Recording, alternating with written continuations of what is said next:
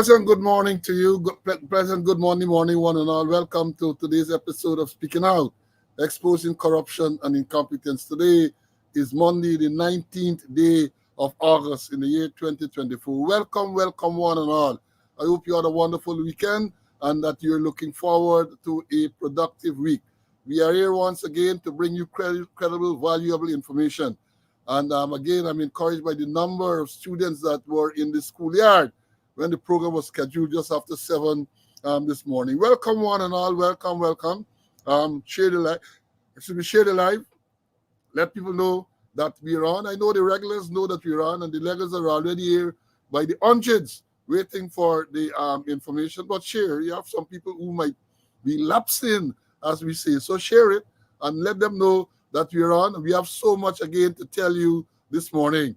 My colleague, Mr. Conway, CC, as we call him, Clinton Conway, is already in the studio and he's raring to go and to bring you the insightful information. Share the live, and we are here. You know, today again is a beautiful day. Today, this Monday, another day that the Lord has made, and we must rejoice and be glad in it. We must continue to give praise and thanks to being in the land of the living. It's a privilege to be in the land of the living. God decided that this morning, we're going to wake and see the light. And he has kept us through the night. We have now seen the light, and we must give praise, we must give thanks. So share the live, let people know that we are on. Let people know that we are on, share the live. We have so much to tell you this today, so much. You know, as I've said, it's amazing from one program to the next. The last program would have been on Wednesday, and you know, we had some stuff left over, and we said we're going to deal with it today. But so many things have happened between Wednesday and now that we have to bring these things to your attention too. So some of the things might get put back to the next day. But that is what we are going to do. We're going to continue to come. We're going to continue to bring the information. We're going to continue to analyze statements that have been made. A lot of propaganda that come up with, and so on. We're going to analyze it so that you can understand the truth. You can dissect. You are reasonable, intelligent persons. And when we bring the information to you, we know that you'll be able to suss out what is the truth from what is just propaganda. So yes, here we are. And you know, as I've said, share the live and give me a thumbs up. You come into the studio, especially when we go live. You go live, give us a thumbs up, share and show your appreciation, and we're going to do what we have to do. I remind you that those of you who have not subscribed to the YouTube channel as yet, you should do so. Subscribe to the channel, hit the notification button, and you're going to get the notification once the program is scheduled, once anything is posted. If you're on Facebook, you follow the page, Speaking Out, Exposing Corruption and Incompetence on Facebook. Similarly, once something is posted, you are going to get the notification that something is posted. I urge you to do that. I know many persons who are here, some of the regulars who are here every morning, they have not subscribed to the channel. Some people I can see. Some people have not subscribed to the channel, but I encourage you to do that. This channel has been growing exponentially. I am pleasantly surprised about the growth of this channel.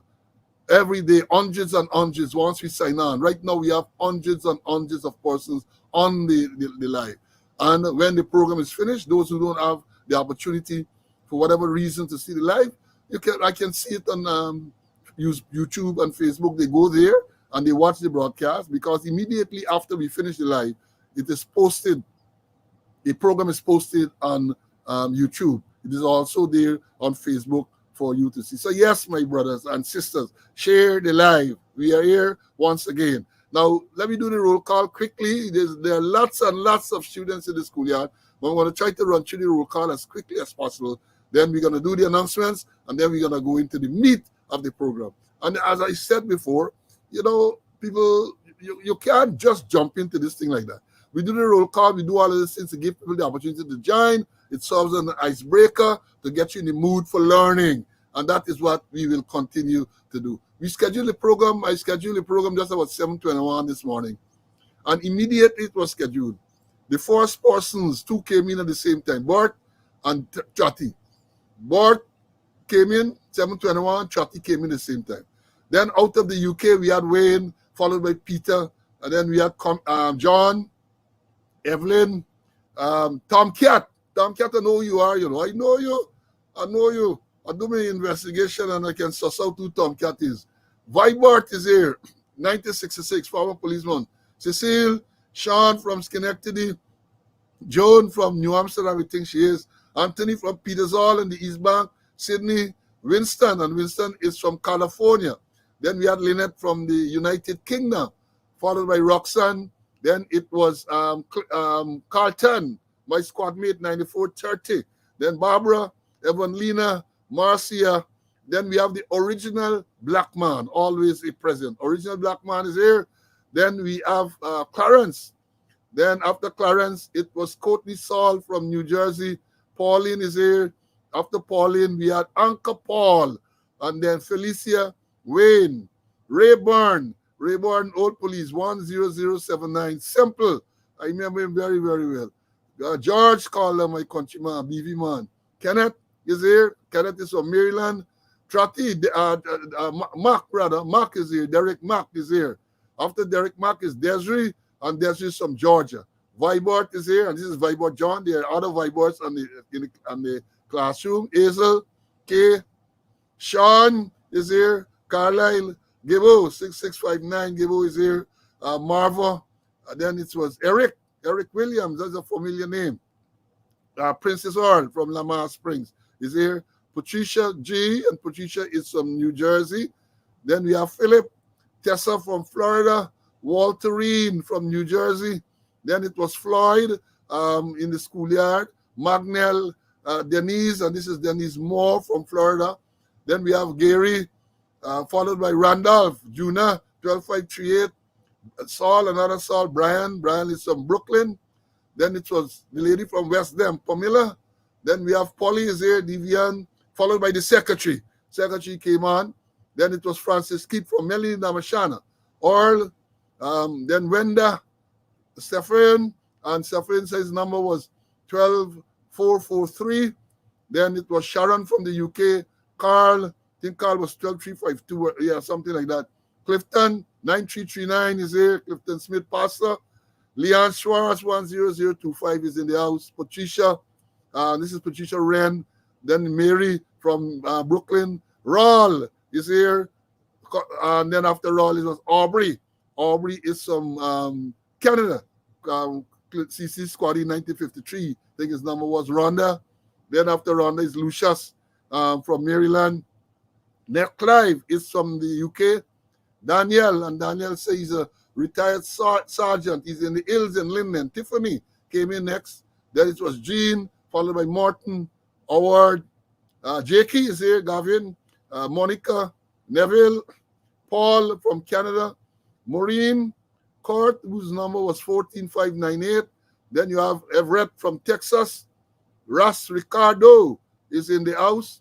And after Russ, it was Michael, Emerson, Claremont, Lorraine, Kerry from Maryland, Patricia, and Patricia there, she's from Philadelphia. This is another Patricia Atlee from Philadelphia. Then it was Vibert, 7464, old detective. Colin, this is Colin Barnett. He was followed immediately by Colin Sanford. Then it was Heather from Queens. Then Cranston Rigby, Carl Artman, my squaddy from Arizona, 9414. Then it was Ulrich, 8385 Ulrich, I think something like that. Then it was Queenie, Bonita, Colin is here. Colin is from Florida. Umi is here. Debbie from Providence. Danny.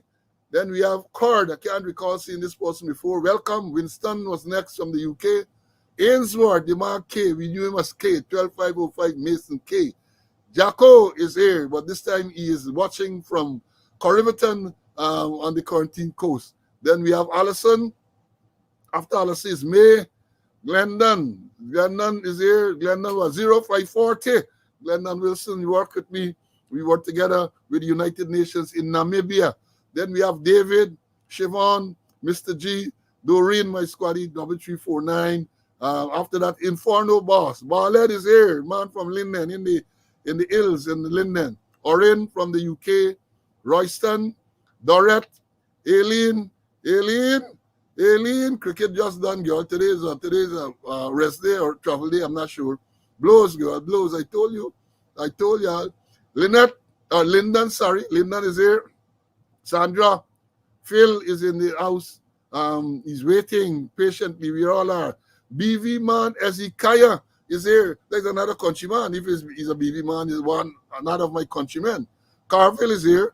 Monica, Rohan, the one and only Rohan Jawar is here. Ronald and Colin from New Jersey.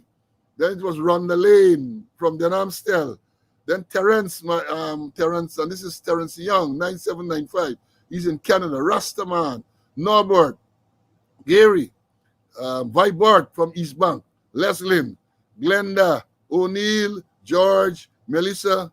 Then it was Linda, William, Kevin is here, Pito from Queens, Brenda, Brenda is here, Delan, then it was Richard, Malcolm, Vernon, Marcus Paul, then it's Marcus Skinner, the Marcuses came in almost the same time. Johnny, Cello is here, Sandrine, Cheryl, Desiree, Valletta, Jacqueline, then it was Michael, 14126 Brower. Then it was, I don't know, 107 Eliman, or Elim, or whatever it is. That's a new one, new student. Henrik, Michael, John, and this is John Knight, Oslin, R. Crawford, John Fraser, Tony, Christmas. We get Christmas in August. And then we have Sharon, Colin, Lennox. Then it was Gordon from Canada. And then it was Anthony.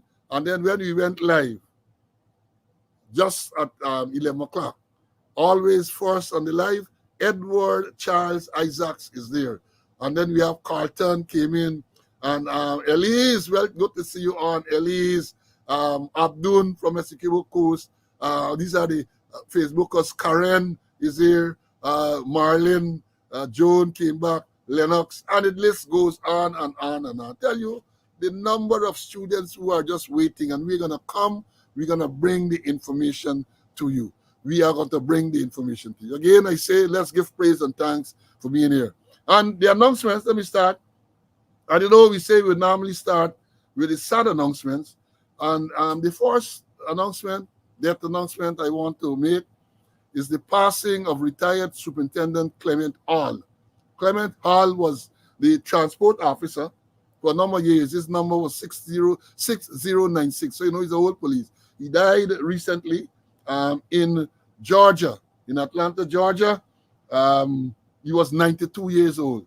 He was 92 years old, Mr. Clement Hall. Many of us around the days back in the 70s and 80s. Remember Mr. Hall, red man, used to be on motorcycle and thing and riding. He was a very colorful character riding around with his helmet on the motorcycle, officer, inspector riding. So he passed away recently. And then, of course, I learned that of the death of the ex-detective, I can't remember what rank he was, Oliver Valls. So his number was 14097, and the information he died following a road accident recently. And we also have the death being announced of a former member, former John Felix, 7612 John Felix.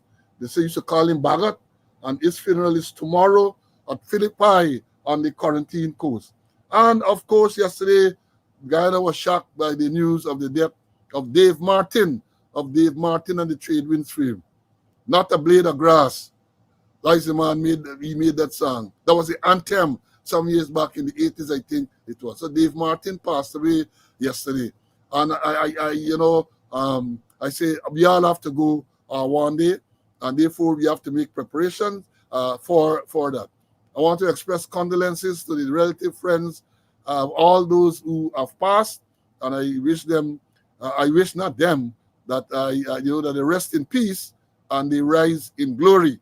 So we have those persons who have passed as the information in terms of their funeral comes in. We'll bring that to you. But as I said, tomorrow is the funeral of John Felix. His number was 7612, and that is taking place at Philippi on the quarantine coast. And then for the happier announcements, birthdays, today we have the birthday of retired Superintendent Dempsey Jarvis, who used to be in the band. Remember, Dempsey used to be in the band. He's celebrating, he's observing his birthday today, or birth date, as some people will say, the purists will say. And we also have the birth date today of Victorine de Florimond. Victorine is observing her natal day today. And we have some birthdays recently. Philip Armstrong, we always talk, when we talk about detectives, we always mention the name of Philip Armstrong. Philip had a birthday recently. Also celebrating a birthday recently was Alexis Webster, my friend, old traffic sergeant and so on. I used to call her the Fouch. You know the story between that Fouch story. So she had a birthday recently.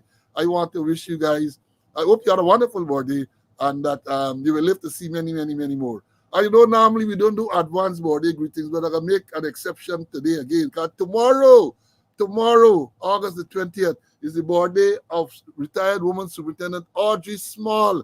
Audrey, outing you now. Audrey's birthday is tomorrow. So I want to wish all of those people all the best and hope that you are blessed with long life and prosperity, good health, and all of that. Because a lot of people get into birthdays, but they're not enjoying it for whatever reason. Some of them, because of the wickedness, the evil that they do is living with them, is not following them. And then an announcement I have to make before bringing Mr. Conway. Tomorrow, the 20th, Audrey's birthday, is I have a date with the court tomorrow in that trumped up, or three trumped up sexual assault charges. Tomorrow, the matter comes up in court and it comes up for report. So even now, they haven't got the trial yet, comes up for report. This is a charge that was laid on the 19th of May, 2021, or the charges were laid on the 19th of May, 2021. The allegation is that these things took place in March and April 2019. 2019, these things are set to happen. Charged in 2021, May. And again, that was the time when they were trying to get me off of the Police Service Commission, me and Conway. It's a long story. I think I've been telling you it from time to time, and I will continue to come, and I will continue to tell you it. So tomorrow, I think it's 9 o'clock. I'll have to be there. Well, it's not in person, by Zoom, and to air when I am hopeful that when we get there tomorrow, they're going to finally decide when this trial is going to start, because I'm looking forward to the opportunity to clear my name and to vindicate myself. So I'm going to bring in Mr. Conway, and then we're going to move into the program. CC, good morning. Welcome. Good morning. Thank you. As usual, praise the Lord. Happy to be in the land of the living to do God's work. I join with you in wishing happy birthday to those persons mentioned, particularly Philip Armstrong. And we always have a talk about Philip Armstrong. He was my detective officer at West de Moraro and in Borbis. And believe it or not, he used to write more than the DPP. And then guys used to fight me for carry files, send files to him, because the way he's right, he used to cover all the elements of the crime. And also you had men like Charles Allen, Marlon Chapman, Cosbort, those were detectives, that you could depend on. I remember Chapman is a guy who used to solve a lot of unsolved matters. Headless body from the Black Bush.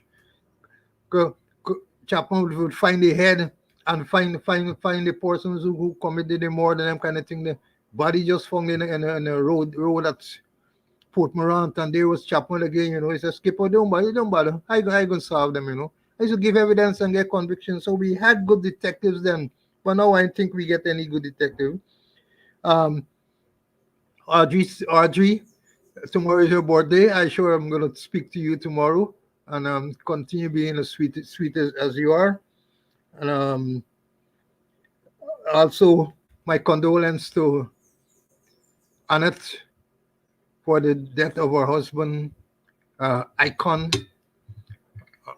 Dave Martin. I know Annette since he was a constable, I think, in 1976 at Mabroma, a very good woman.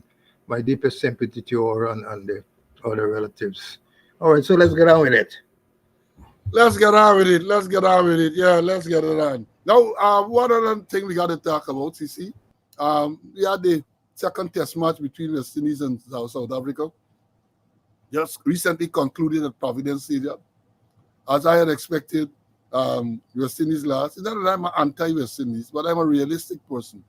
I am realistic. Once you get a team reeling, and you get them big last wicket partnership. I think the team ended up with 160 something. And you concede a lead, you're in trouble. You're conceding a lead, you are in trouble. And this cricket thing, buddy, I have been associated with cricket since in the 70s when I used to be around police senior team and manage that team. I play my little second class cricket. And I think I understand something about the game. A lot of people are only concerned about who in the team, whether they deserve the spot or not. So, for example, the West Indies recently named the T20 team to take part against the same visiting South Africa team. And the papers in Guyana are all overjoyed that 5 Guyanese are in the team. A big nice. 5 Guyanese are in the West Indies team to take on South Africa in the T20. 5 Guyanese. So that is very interesting. That Guyanese are there, and they don't really, many of them don't look to the end result. They can boast that you have 5 Guyanese in the team. And therefore, I cannot become emotionally involved in the cricket any longer. Long ago, I tell you, West Indies lose game, you can't sleep, you can't eat, all sort of thing. Now, it is a regular thing. You celebrate the few victories that they have, and you live by that. If you're a YouTuber like me, you go on YouTube, you pick up them old games with Lara and Viv Richards and them and Batilla, you sit back and you enjoy with Mikey Holding and Malcolm Marshall and them and bowling. I always take pleasure in enjoying when Courtney Ambrose ran through England in Trinidad. When Courtney Ambrose again in Australia, 7 wickets for 1 run. When Jerome Taylor ran through England at Kingston. I sit back and I enjoy those things, man. I sit back and I enjoy. But that is what it is. Now moving on, CC, the first thing I want to discuss, man. I see that this war of letters at the senior level of the police force is continuing. We talk about the dysfunctional behavior of these senior officers, and people say, we are not attacking the force, we are bringing it, the thing public. Letter, we know they had a letter the other day, big letter writing between Pajram, who was the commander of 4C, Kovanjan, and the crime chief, Brendan Blanham. Blank letter. Pajram writing some 8-page letter. Pajram then went on leave, and when he returned from leave, they removed him, and he's now the head of the strategic planning unit. For people who don't know, I see people congratulating and all. There's nothing to congratulate him about. It's not a promotion. It is not a lateral move. It's what we call a joke down. So we understand this clearly. You move from a divisional command position to put you in the strategic planning unit. It is not a promotion, nor is it a lateral move. Because if you see, he's taken over from a superintendent who was there. It's joke down, you get joke down. Because he's there to write the traffic chief. And I said, in analyzing the letter, his point is on point. The traffic, not traffic chief, I said his crime chief. The crime chief has no authority to direct people in a division or direct a detective to send a person there. He has to relate to the commander. That is how the system is set up. And then they had the propagandists the right to say, but detective officers report to the crime chief. Damn thing is rubbish. The police commander, divisional commander, is in charge of everything in his division, including the ranks who are in CID, including the ranks who are in traffic. The only leeway that is get is with the special branch rank. So everything. So to come and to say that the crime chief is in charge, no. I understand that he's making move. He has made representations for all the detectives in all the division to come directly under the CID, but I don't know how they're going to work. I don't know how this is going to work. So the war is continuing because now it is Ramana from 4B. And, we just get the letter. They had a meeting the other day and they're telling the ranks that they mustn't leak things up slow and mail and all them type of thing. But we get the letter that he wrote, that is Ramana wrote. And I read the whole letter, but I want to tell you what's going on. This big war. And no wonder the ranks are demoralized. No wonder they can't solve crime and all of this everything because they are concentrating in sniping and licking down one another. And then it says here, the caption is response to allegation of willful attempt to pervert the course of justice and acts likely to bring discredit on the reputation of the force. So it would appear, I have not seen that letter, that Blanham, the crime chief, wrote to Ramana, the commander of Visual Division 4B, and accuse him of um, willful attempt to pervert the course of justice and acts likely to bring discredit on the reputation of the force. And he started off by saying, "Hey, concerning your undated missive on the above subject of the above caption, which alleges that I willfully attempted to pervert the course of justice and acted to bring discredit on the reputation, on the force's reputation. After seeking legal advice, I wish to say the following. Your letter is malicious, vexatious, and misleading. I observed that a copy of your letter was sent to the DDI of Regional Division 4B alongside members of the executive leadership team of the Guyana Police Force. This gives me the impression that the DDI is being empowered for unknown reasons, such as being indisciplined and conducting himself in a specific and clearly defined way. The DDI is the Divisional Detective Inspector. I ain't going to read more. I'm just telling you that this is a war that is going on in the senior levels of the Ghana Police Force. And Robeson is there. The extended squad is there. It appears that they cannot intervene to bring this thing under control. So you had Pajram writing Blanham. Then now you get Ramana writing Blanham. And they're writing in response to Blanham's action. Their writing is in response to the Crime Chief Assistant Commissioner Wendell Blanham's action. I'm saying this cannot be good for the organization. It cannot be good for national security. It cannot be good for crime fighting and all of those. It cannot be good. And it is time that senior people intervene and deal with it. But they sit back and they're allowing this thing to fester. And I'm sure it is affecting the morale of the ranks. There's no esprit de corps. They're not working in unison to make sure that they deal with criminals and so on. They're fighting one another. If they were to put that energy towards solving the issues that you have in crime and lawlessness on the road, I believe we're gonna get some results. Let me bring in Mr. Conway for him to obviously on that. CC, what are your views? I'm sure you would have seen this letter. Yeah, I saw it. And I remember the one with Romano and Blanham, the exchange here. But my thing is that the extended squatter is a innocent bystander. All these things happening, which is not good for the reputation of the force, which is not good for unity among the people. The camaraderie isn't there. There is no unison, and nothing is being done by the extended squatter. That's the whole thing. Get them together and trash out the matter. Just like how Green had you and how Felix had you and Green together when they had some misunderstanding. That's how it got to be done. And it's the extended staff that has got to show leadership. But there's no leadership. And then again, too, it coming back to the point that there's no deputy commissioner. There's no deputy commissioner. So one see one assistant commissioner against another, the unity in there. They're attacking Matty to use common term. All of them want to show up the one that hey, I doing better than this one and I doing better than the one. That there's no deputy commissioner in the Guyana Police Force. And don't tell me nobody ain't acting. Because if they're acting, let me see what they're wearing on the shoulder. Let me see what they get on the shoulder. They're wearing the rank of assistant commissioner. And if the president believes that they're so good, that is performing so excellently, why doesn't he promote them? Or give them a acting thing, but he ain't give nobody, and he ain't got no problem. I say over and over again, all he has to do is have consultation with the leader of the opposition and the chairman of the Police Service Commission, who would have consulted with other members of the force. He doesn't have to have agreement, like in the case of the Chancellor and the Chief Justice. So they're not handling this thing, and more it's going to come, more cross writing, more love letters. They get a lot of pen pals in the system, which is not good for morale in the force.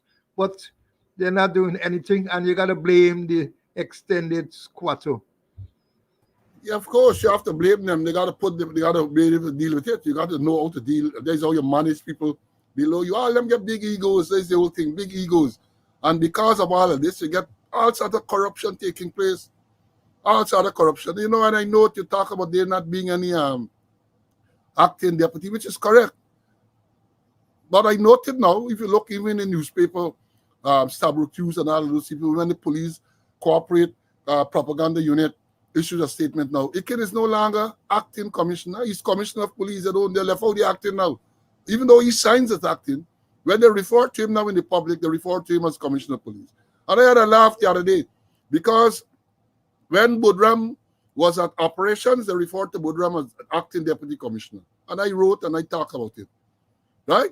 When the man who's been investigated now, Brutus, was at admin, they referred to him as acting deputy commissioner. All right, you had the change. They said the rotation. So Budram is now at admin. They continue to refer to him as acting deputy commissioner. But what assistant commissioner who was taking over operations? They don't refer to you as acting deputy commissioner. They're referring to you as assistant commissioner. What? You see how disingenuous these people are? And that is when the thing has come back because you're telling lies. So Budram now is acting deputy commissioner administration. But who replaced him is not acting deputy commissioner, he's assistant commissioner. And that is what it should be. But I'm just saying this to show you how these people convoluting this whole thing and they're confusing themselves. That is what I'm bringing out. Because they're all assistant commissioners, nobody is acting deputy commissioner. They're performing the functions of either admin or operations. They're not acting because the constitution is clear. In order for you to act, you have to go through a constitutional process. The consultation, the same process to appoint a substantive commissioner or deputy commissioner, the constitution says that is the same process you have to do. Article 211, check it out, to appoint acting deputy or acting commissioner. Right, folks? So the war is going to continue to the detriment of the force and to the detriment of the country. Because when you have at that senior level of the force, man accused of money laundering and financial impropriety, which we'll deal with it shortly. And then now you have people writing letter and sniping. The man say after he had advice here, what the man said, the man said, he said that after seeking legal instructions, that is what Ramana wrote to the crime chief to tell him. After seeking legal instructions, I wish to state the following. Your letter is malicious, vexatious, and misleading. That's what the superintendent telling the assistant commissioner. And you're talking about breakdown. Well, that is not, if he right, he has a right to respond. But all of these things impact on the discipline in the force. All of these things impact on the discipline in the Guyana police force. And we see it. There's only one manifestation. We've seen it. Money laundering, the thieving. We see it on the streets. That is what going on.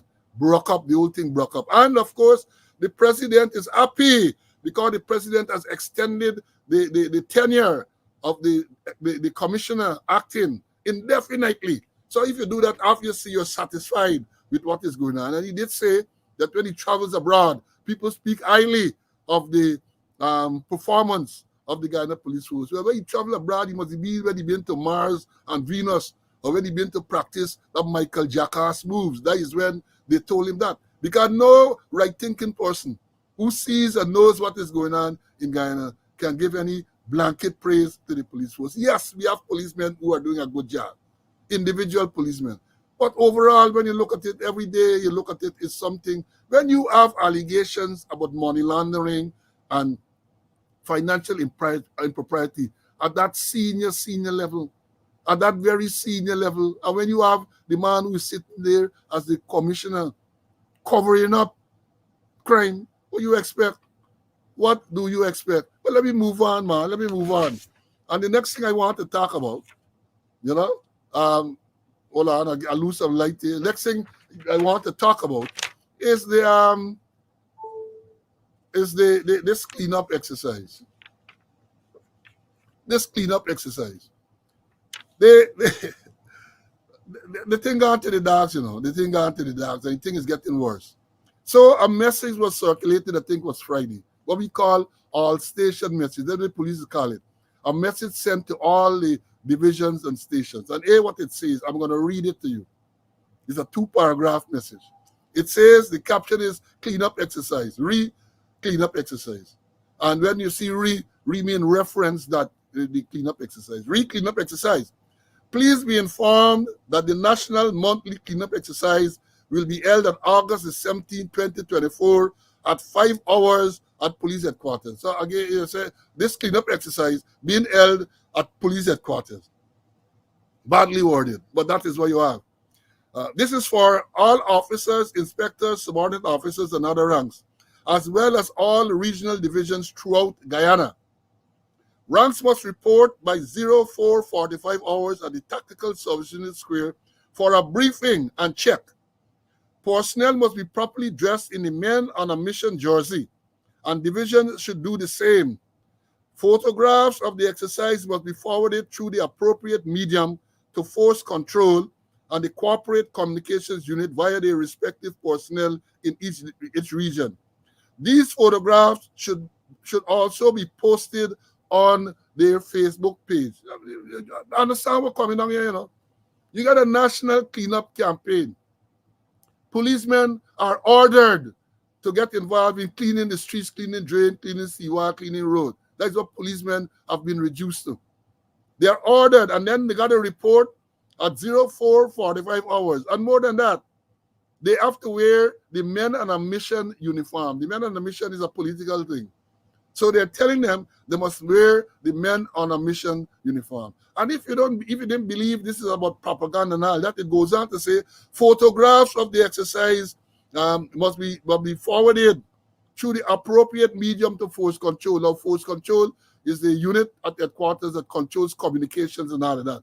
Must be forwarded through appropriate medium to force control and the corporate communication unit via their respective personnel in each division. These photographs should also be posted on the Facebook page, Oh my Lord, this is what the Guyana Police Force has been reduced to. And you wonder, why is it people don't respect the police? Why is it the morale in the force is so low? Again, Saturday morning, policemen are bullied because there's nothing else. When you read this message, my brothers and sisters, this is bullyism. They're directing you to report. And then able to say, if you didn't believe me, here what you're reporting for. They say you must report at 0:45 hours at the Tactical Service for a briefing and check. You're reporting to be briefed and to check. In other words, they're going to check to see who come and who did not come. And then you're going to be victimized. That is what this is about. So you got to report for briefing and check. And this is so unconscionable. People would have worked all week. Saturday morning, you want to go to the market, or you just want to sleep in and relax. 4:45, you got to be at the TSU Square for briefing and check. And I see a video where they extend this quarter briefing them and telling them about exercise and government. Outside that crap he's talking. We don't expect anything better from him. That is what is going on. They're threatening people. They're taking your picture and you're putting it up. They're threatening people to go on this exercise. And you know, I made some note. They're bullied to get involved in this exercise. And, you know, that is not the core function of the police. The core function of the police is prevention and detection of crime. I have not seen any campaign to address the core issue. And I said on this program before, back in the day, you have had mass patrols, joint mass patrols in around on the coastline. So you're going to get the police, the private security companies, even ministries will come in by donating vehicles and so on. I do mass patrols, and you can see that because that is a direct method of dealing with crime and insecurity and so on. You're patrolling the areas and so on, at least for that night, and think people feel a little comfortable. But they're not doing that. They're cleaning up the streets. And who can forget? Police, not so long ago, extended squad to get up on the seawall, cleaning up. Police unit, men from the TSU, some years ago, were out there building pavement, those brick pavement and so on, all in the East Bank and so on, in the Houston area and so on. It's police ranks who are doing that. So rather than getting them to patrol and to deal with police work, they get them doing that. And you want to know where we are. Because the police now is a political unit. Under this current administration, the government and the police force, there be now a political unit doing political propaganda work. That is what it is. And, you know, it is sad that these ranks are so intimidated that they can't stand up for their rights. And let me tell you what your rights are. If that is not, first of all, that cannot be considered. Cleaning the streets and cleaning the thing cannot be considered police duty. That cannot be considered police duty. And Section 4N of the Police Discipline Act, Chapter 1701, speaks about absent from duty. The same section speaks about late to, absent from duty. That is not policing duty. And you people got to know your rights. You got to know the law and be able to stand up. Nobody can force you to go and do that. In my day, they would have never attempted, because you attempt them old police, even if they're going to be rude and so on, they're gone in the wicked. They're gone in the wicked.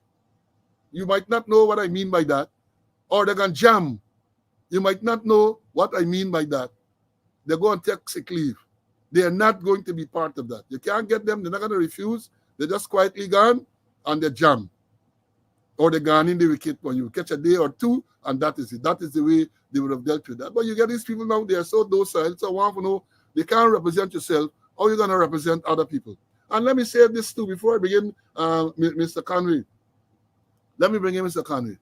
The fact that the government has to have a monthly national cleanup exercises mean that something ain't working.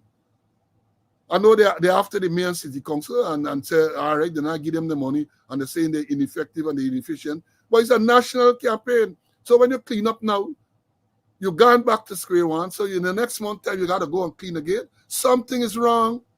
One would have expected, all right, you don't want half cleaning, and then there got to be some system in place to maintain the cleanliness of the place you clean. But obviously not.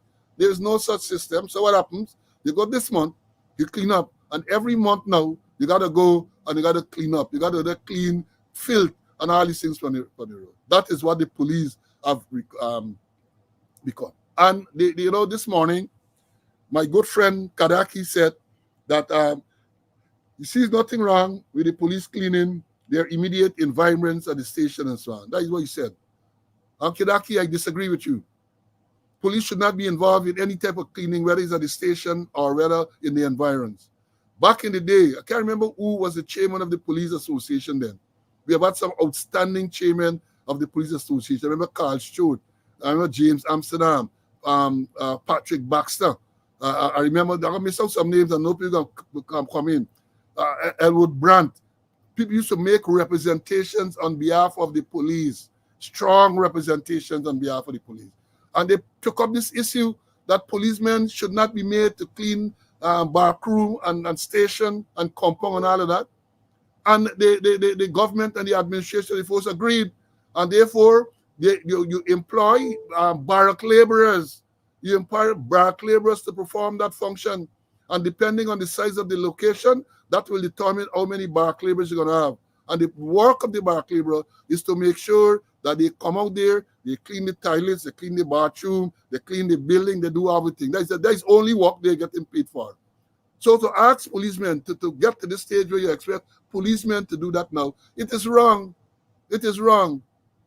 Perhaps it's the only place in the world where that is happening, right? And then they talk about, this morning too, they spoke about policemen saying that if you don't turn up for these exercises, they're going to write letter in your file, and then you're going to be denied promotion. Well, them things are actually window, because now people with file things in the file, people with pending disciplinary matters are promoted. So you got to understand this thing. So if it is that you are denied promotion because of some pending disciplinary matter, you have grounds to challenge it. And there are precedents. Brutus, for example, was promoted and he had pending disciplinary matter, and many others. The man in Borby's region 6, many of them promoted with pending disciplinary matters. So you can use that, I would think, to challenge any promotion that you denied because of any pending disciplinary matter, that have a letter on your file and all these things. You all got to stand up for your rights. You got to know your rights and be able to stand up. I'm not encouraging anyone to be indisciplined, because those of you who know me know that I was a disciplinarian. But you have to stand up for your rights. You can't get people trampling on your rights and you sit back and you're afraid to speak for yourself. You can't talk for yourself. Who are you going to speak for? Who are you? How are you going to represent the community at large if you can't represent yourself? So these are some of the things that bothers people. Clean up, police have come out. You got to reach. So imagine you live somewhere in South or somewhere far, you got to report to TSU at 4:45. That I'm 4:45 in the morning.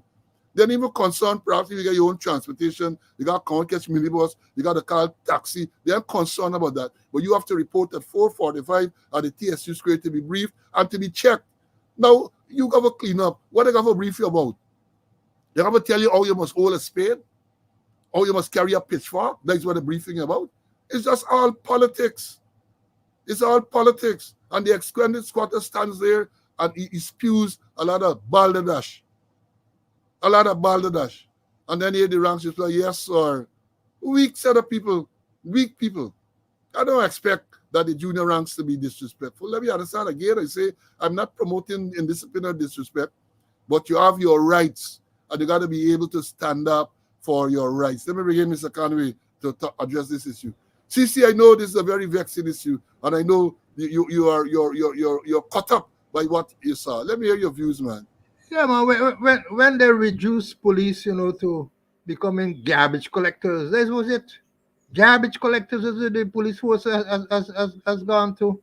They're no longer fighting crime. They don't looking at the madness of the road. All a national thing to deal with crime, to deal with the madness on the road, and that work is not no police work. What they get them for do?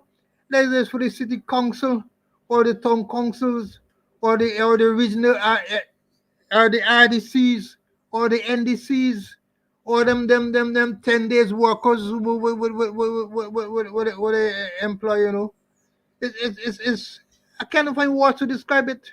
And I'm really, really put out with the whole situation where they get the police there for go and clean drain, for pick up garbage and them kind of that is not police work. That they turn officially they turn garbage collectors once a month, and I'm be surprised if it's going twice a month because they pick up the thing now. You see the city. I passed on the city yesterday, and it's more garbage than anything else. So I know where really they clean up, I know where they clean up. It's mind boggling, and for me, it's political interference in the police force. The government is responsible for policy and operation is the commissioner, whether you have an extended squatter or not. And I don't think it's job. And even Barbies too, they're threatening to dismiss them. And remember, they dismissed three of them off where an officer, according to the commander, said the officer misplaced his weapon and then knock off three of them without a hearing. So I wouldn't be surprised if some didn't turn up at Barbies there and they would knock them off, they send them home. And if not to that too, that even the Adventists and all, they tell the Adventists they must be there. They got to be there, the whole thing is mind-boggling and it's wrong. It's wrong. And police should not be involved in this kind of thing. If it's a national issue, it's not for police. It's for them other people. Put money to the city council, put money in the town councils, put money in the RDCs, put money in the neighbor democratic councils and others, and let them do the cleanup. We have enough money, we get enough oil money to deal that. Cleanliness, I agree, is next to godliness, but there's not for the police to be engaged in this massive national cleanup campaign, and then you're threatening them. You're going to dismiss them. You're going to deny them promotion. You're going to put things in a file. And you mentioned that Brutus had matters in his file. Karen Bash had matters in his file too. Jupiter had matters in his file too. The triple jumper had matters in his file too. All them had matters in the file. And Stanley had matters in his file. And they still promote all them, and the matters weren't complete. Yeah, and I see somebody asking the question if the members of the GDF are involved. Yeah, I understand that they are involved in it too. Police, soldiers, and other people. They can be the majority of people, from the ministries are forced and coerced to be in there. And you raise an interesting question, an interesting issue. I had a discussion not so long ago with a retired officer, a senior officer who is a Adventist. And the thing is that they say that it is against their religious beliefs to work on a Saturday. So Saturday, from 6 o'clock, Friday afternoon until whatever time, they're observing the Sabbath and they don't work.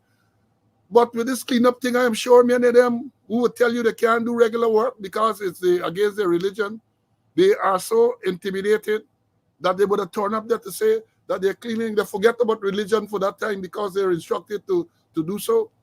And that is the problem you have. And I believe those people who are Adventists in particular will have a strong constitutional case against anyone who forces them to come out on a Saturday to say that they are cleaning the streets. That is not part of your mandate.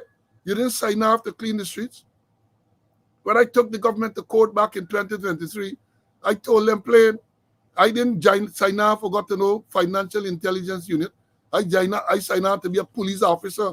And if you want to go to the financial intelligence unit, you have to have a discussion with me. You can't send no letter to me as they did luncheon, send the letter to McDonald, and then they tell me I am posted to the financial investigator. I said, no, I ain't going there. Let's go to court. And we went to court on that matter. So people got to stand up. You have got to stand up. And again, it's not being indisciplined. You have rights. Like everybody else, you have rights. You're a policeman, yes, you have a right. You can't strike because there's no provision in the act for you to strike. As a matter of fact, the Police Act 1601 says clearly you can't join union and you can't strike. I know people were thinking to challenge that and all that, but that is what it is.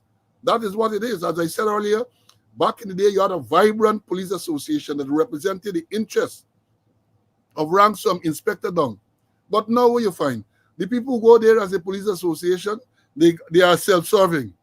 They go there to try and get promotion. Look at the last promotion that they had in 2022. I think it was there, 2022. That promotion where the chessboard bishop said no promotion on the 1st of July. And on the 2nd of July, they get promotion. All the members of the police association, they fight for themselves and all get promoted. All. Starting with Prem Narayan, who was the chairman at the time. They were all promoted. And that is what is there now. They are self-serving. They don't look into the interests of the ranks. There's also the Police Officers Association, but that has no legal authority. I was the chairman of that body for a while. Conway was there with me for a while. They don't got no legal authority. The Police Act, Chapter 1601, makes provision for a police association to represent the interests of ranks of inspector downwards. So we had asked the law to be amended to make legal the Police Officers Association, but that never went anywhere. So I'm telling you these things so you could understand. Now, the next issue that I want to deal with is the issue with this money laundering business. I asked a question. Let me see. Today, Monday, the 19th of August, according to my calculation, it is 40 days since Assistant Commissioner Calvin Brutus, Assistant Commissioner and Attorney at Law, they say yes, said that he requested the proceed and leave to facilitate this money laundering and financial impropriety investigation. 40 days. And I saw something recently on social media. Let me read it to you from HGP Nightly News.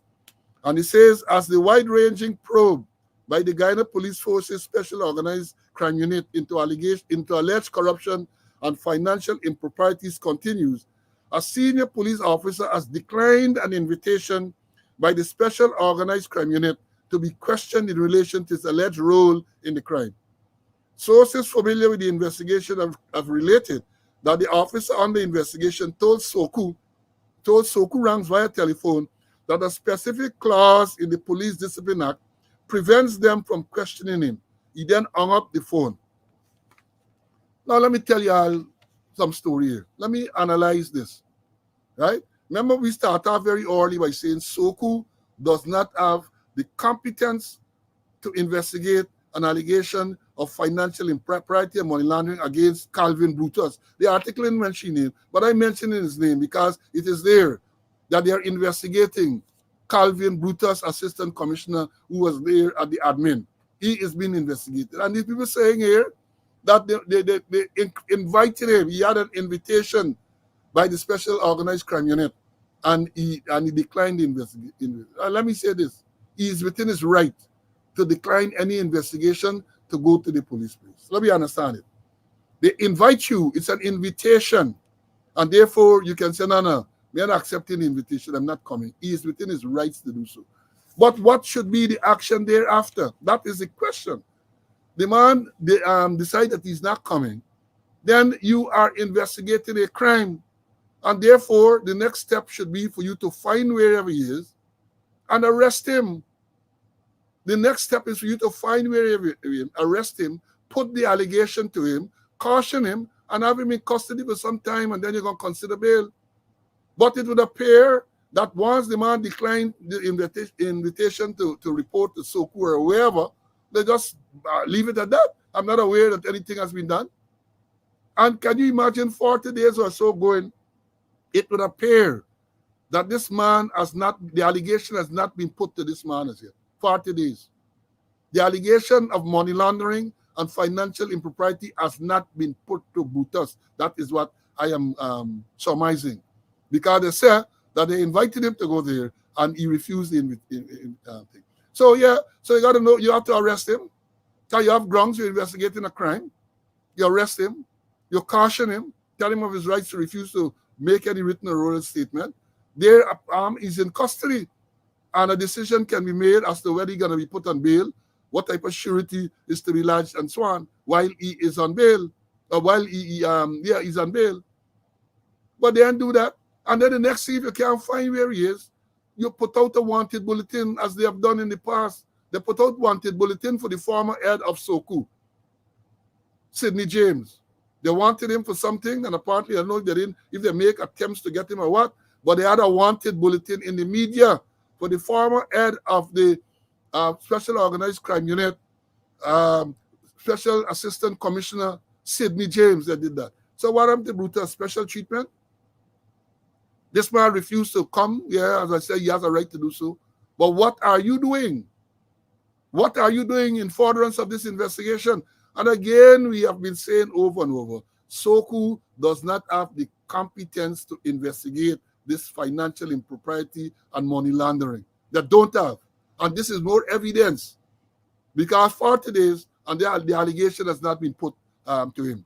As far as I know, it has not been put because their mom, the corporate propaganda unit, has not said anything further on this matter. And then the next part, before I bring in Mr. Conway, hear what is people saying. This is what is being reported. Sources familiar with the investigation have related that the officer on the investigation, that is Brutus, told Soku ranks via telephone that a specific clause in the Police Discipline Act prevents them from questioning him. He then hung up the phone. Let me say this to you all. The older policemen here, CC and all, I'm going to tell you, they used to say like I eat the Police Discipline Act, Chapter 1701, because I know the Act very well. And there is absolutely no clause in the Act that prevents anyone from questioning Assistant Commissioner Brutus in relation to this allegation of criminal misconduct, money laundering, and financial improprieties. Absolutely no law. Section 5.3 of the Police Act, Section 5.3 of the Police Act says that if you want to investigate a rank, you have to be, if you want to investigate, and this is a discipline, if you want to investigate under the Police Discipline Act, and the offenses against discipline are stated from 4A right up to 4Z. They are stated, the offenses, not money laundering, not financial impropriety. Those are criminal acts, so they cannot come under the Police Discipline Act, Chapter 17:01. So therefore, there is nothing preventing. It says if you're investigating a matter of discipline, then the person has to be of the rank of sergeant. And in any event, that person who doing the investigation has to be of a higher rank than the person against whom the allegation is made. So understand it. They're talking there about discipline. They're not talking about a criminal matter. And I've said before, and I wrote on this over the weekend on Facebook, that anyone can investigate a criminal act. Even the last giant constable, provided he has the experience, just using that as an example, can go and question Brutus and investigate any act of a criminal nature. They can investigate it. So this thing, what this man is alleged to have said, that tell them that there's a specific clause in the Police Discipline Act that prevents them from questioning. I want to know which clause is that? There's no clause that I know of that prevents anyone from questioning him in that. Because let me understand this clearly. If we were to accept that argument that junior rank can investigate, it means in the current composition of the force, the Harlem Assistant Commissioner, the extended squatter, you said they can't be investigated because there's nobody senior to them, really. So you're suggesting that if, and even when you have a substantive commissioner and substantive deputy commissioners, you're basically saying that they are above the law? Because if you have deputy commissioners, then the only body who will be senior in rank to the deputy commissioner is the commissioner of police. And therefore you say this eager for this investigating. So the thing doesn't make any sense. And this is coming from a man who, they say, admitted to the bar. And you know, there's always this distinction whether they are admitted to the bar or whether they are admitted for the bar. I don't know the difference, but I heard that being bandied around. Some admitted to the bar and some admitted for the bar. Y'all decide what it is. But let me bring in Mr. Conway. I have something more to say on this. But let me bring Mr. Conway for him to have his say on this matter. See, this thing was just read. Where the man declined the invitation, which I say is within his rights to do so. Because you did decline an invitation. And then, but they're saying, telling them that there's some specific clause which prevents them from questioning him. Let me hear your take on this, my brother. Well, the specific clauses, as you mentioned, is if you are dealing with a disciplinary offense, section 4A to Z. That spells out all the offenses. The offenses are stated under section 4A to Z. And it's clear. And I get it at the top of my head. It's every alleged commission of a breach of discipline under this act shall be investigated as soon as practicable by a member of the force not below the rank of a sergeant and of a higher rank than a member of the force who is alleged to have committed the offense. Throw it aside. You're dealing with criminal matters.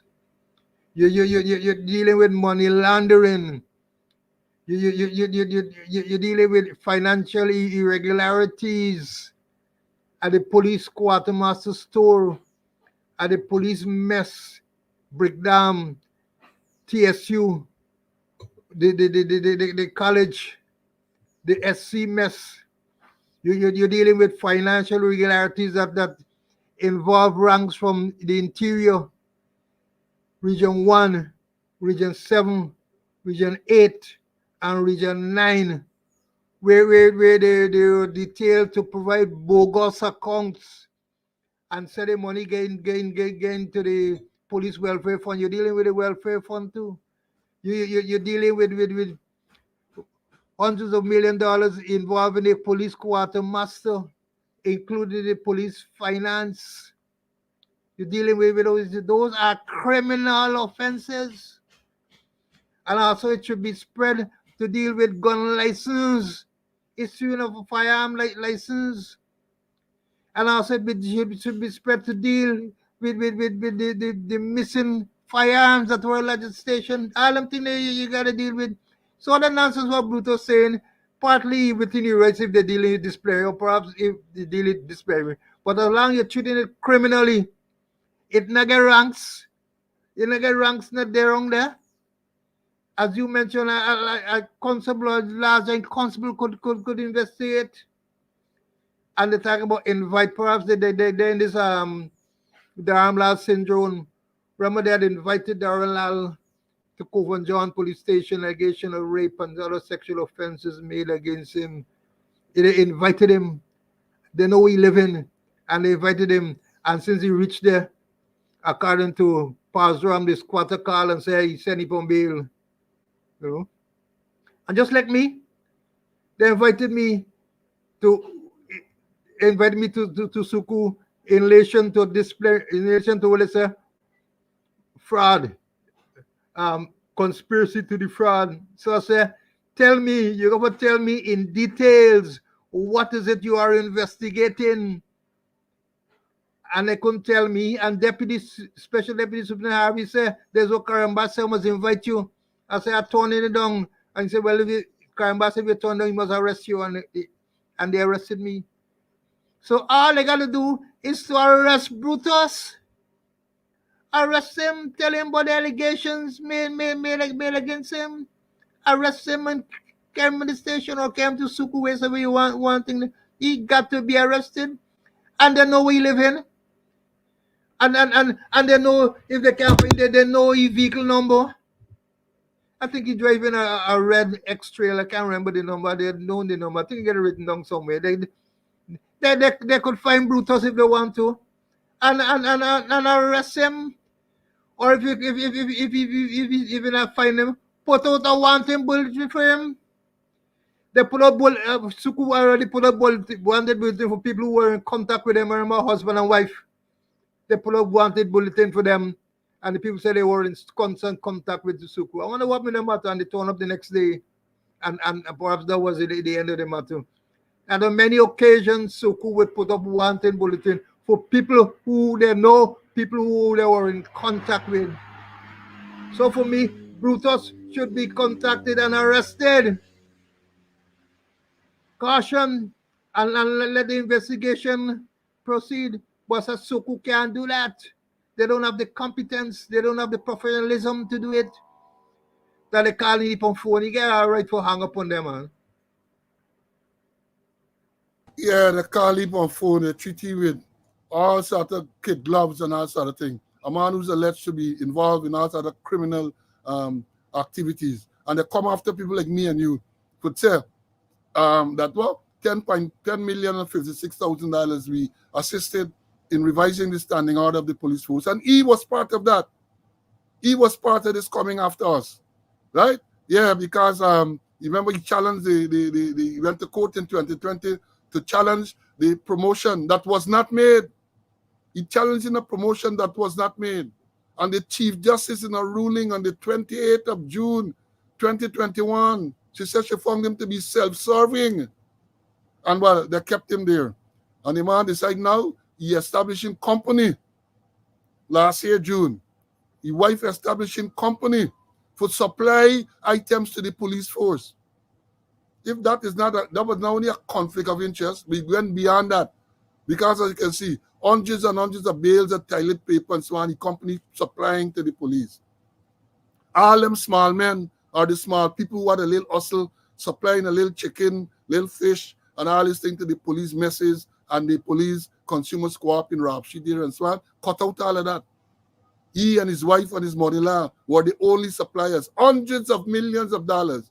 And not we saying so, the banks, it is reported that the banks froze two accounts or accounts belonging to Brutus and his wife. That is what he said during as a part of this investigation. Hundreds of millions of dollars. It is reported that when they searched his office, they found over 100 million Guyana in cash. And as I said to some people only yesterday, $100 million Guyana currency converted to any money, in my thing, is enough money. 100 million is, you talk about 500,000 US dollars. In my humble estimation, a poor man like me, that is big money. And what are they doing? What are they doing? And let me say this too. Apart from the fact they say they're on leave. All right. They say he took leave. Today is 40 days since they say he took leave. I made the point before that a senior officer think you're entitled to 46 weeks, 42 days a year. Right? And in his case, I understand, he and others' case, they were paid in lieu of leave. So he didn't get enough leave, several tours that he did not take. He was paid for that. So then he their leave. So we're waiting to see when this leave. Because up to now, they have not said how many days he's on, So this man gone and leave. They say he requested to go and leave. And no specific time frame is put. But let me tell you all further. Let me tell you further what action ought to be taken as well. Right? Brutus ought to be sent on administrative leave by the Police Service Commission. Let me repeat that. They say he take annualized vacation leave. But outside of that, the Police Service Commission should intervene and they should send Brutus on administrative leave pending this investigation.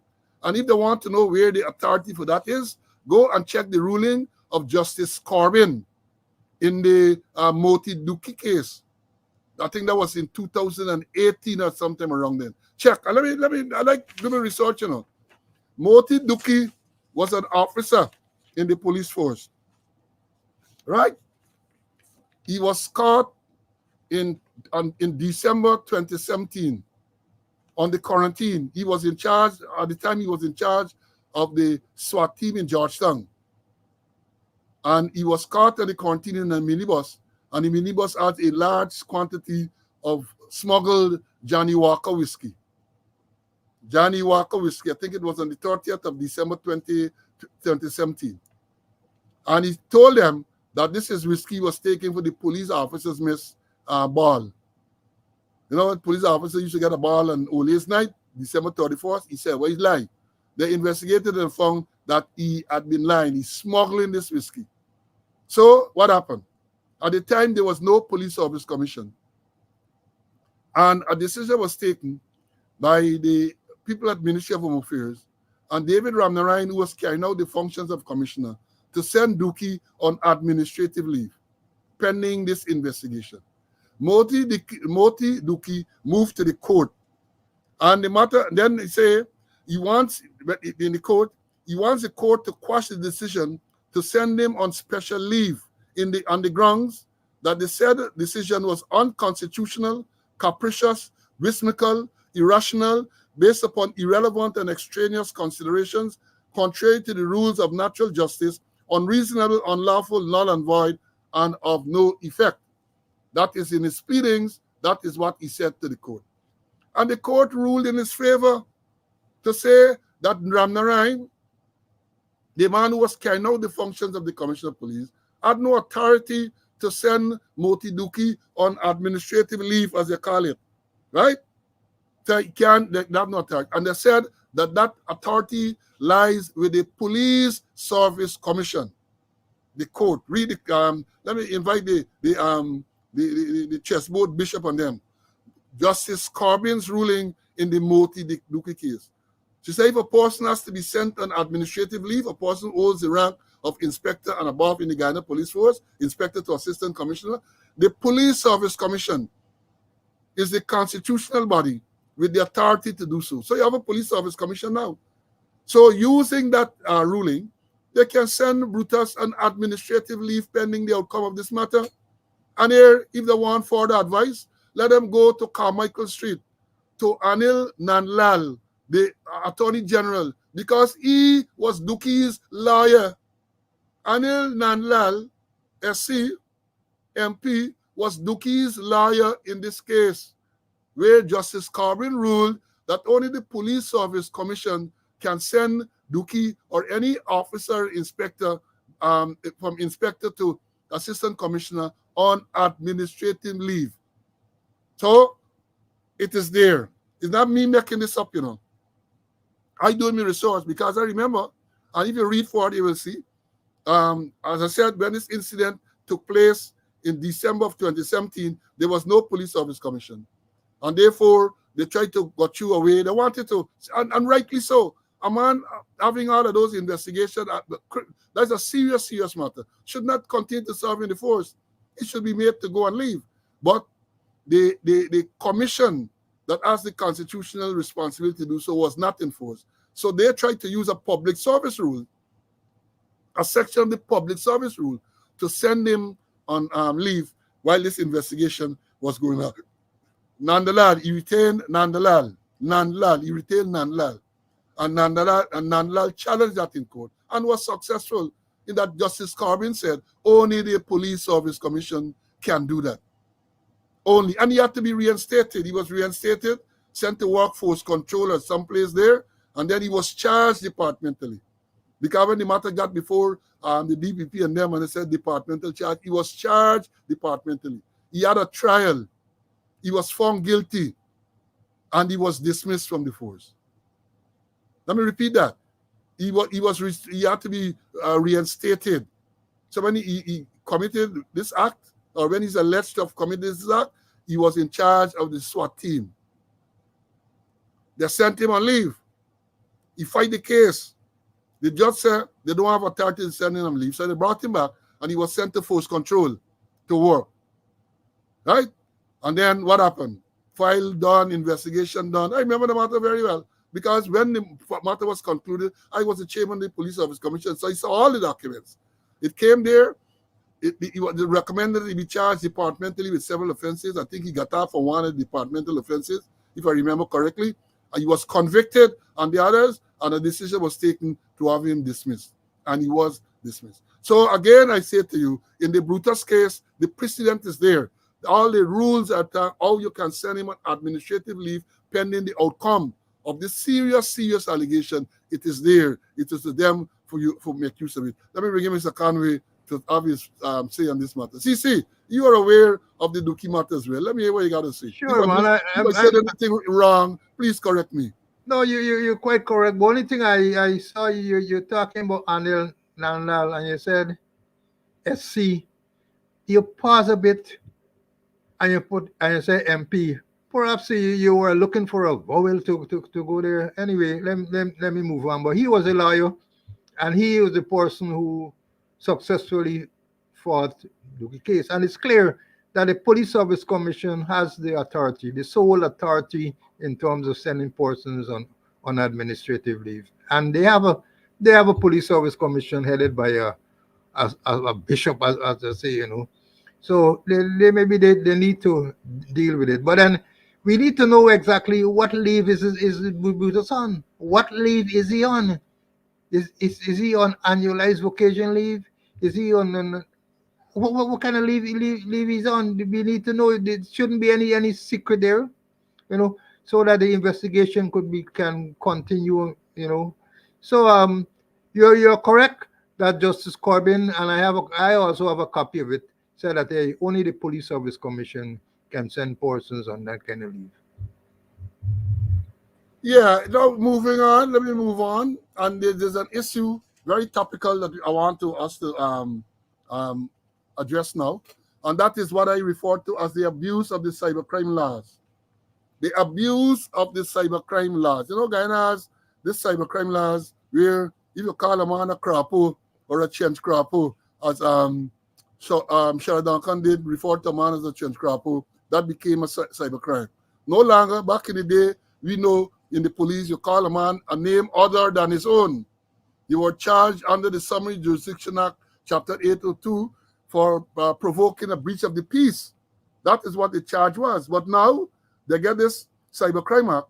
You call a man a trench crapo, you call a person anything other than his name, you can end up before the court. So recently, they had this matter running through the court with Karen Bruce, right?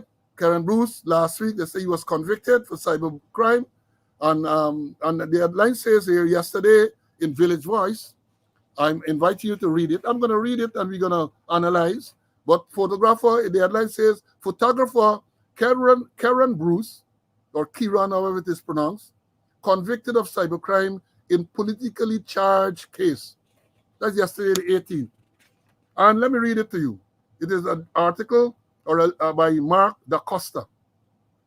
Then it says here, in the case that has sparked outrage, renowned photographer and social media personality Kiran Bruce has been convicted of cybercrime in what many sees as a blatant example of political persecution by the ruling People's Progressive Party, PPP.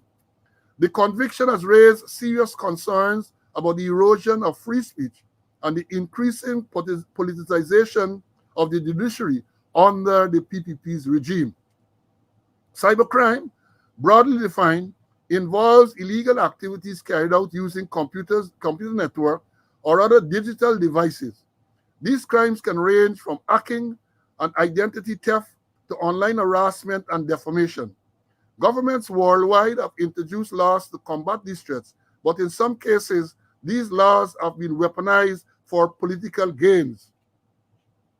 In Guyana, the Cybercrime Act of 2018 was introduced under the pretext of protecting citizens from online threats.